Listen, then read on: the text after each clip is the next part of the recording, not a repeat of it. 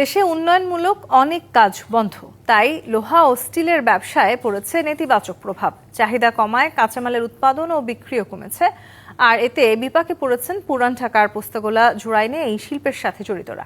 আগের মতো কাজ পাচ্ছেন না শ্রমিক কর্মচারীরা, মানবেতর জীবনযাপনও করছেন কেউ কেউ।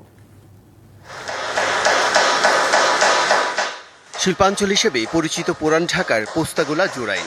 একসময় শত শত কারখানার শ্রমিকদের কাজের টুংটাং শব্দে মুখর থাকত এই এলাকা। এখন তা অনেকটাই কমেছে।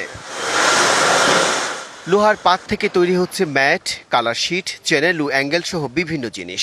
আর এসব পাত আসে জাপান, কোরিয়া, চীন ও ভারত সহ বিভিন্ন দেশ থেকে। এসব ব্যবহার হয় অবকাঠামো, সেতু, ভবন নির্মাণ এবং ভারী যন্ত্রপাতি তৈরিতে। তবে বর্তমানে অনেক উন্নয়ন কাজ বন্ধ থাকায় কমেছে লোহা ও স্টিলের উপকরণের চাহিদা। আগে অনেক ব্যস্ত ছিলাম, এখন আমরা একটু অভাবের ভিতরে পড়ে গেছি, ঠিকমতো কাজ কাম হয় না। কোম্পানিতে আমাদের বেতন দিয়ে রাখবো, এটাও কোম্পানি অনেক হিমশিম খাওয়া যাচ্ছে। মালামাল সরবরাহ কমে যাওয়ায় বেকার হয়ে পড়েছেন অনেক শ্রমিক। প্রতিদিন ১,১২০০ টাকার বদলে এখন কেউ কেউ পাচ্ছেন ২ থেকে ৩০০ টাকা। আগে থেকে মিল কারখানা বানায় না, অনেক জাহাজ বানায় না, এই জন্য তো একটু কাজকর্ম কমবি। কাজকর্ম অনেক কম, ৩০০-৪০০ টাকা ২০০ টাকা রোজ পাই, এতে সংসারটা চলে না। আমরা হলাম নিম্ন আয়ের মানুষ, মধ্যম শ্রেণীর লোক। আমরা পারি না ঘর হাত পাততে, পাই না কাজ চাইতে। যেই টাকা পাই, টাকা দিয়ে আমার সংসারও চলে না, ঘর ভাড়া দেওয়া যায় না।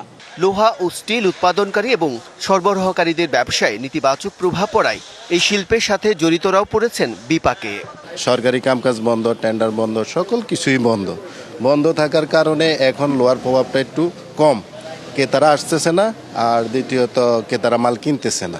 এখানে পার্টি আসতে চায় না, না আসার কারণে আমাদের যে শ্রমিক লেবার যারা আছে এরা ওইরকম কাজ পাচ্ছে না। উন্নয়নমূলক কাজ বন্ধ থাকায় লোহা ও স্টিলের ব্যবসায় শুধু ক্ষতিগ্রস্ত হচ্ছে না, বরং এর নেতিবাচক প্রভাব পড়ছে দেশের অর্থনীতির উপরও।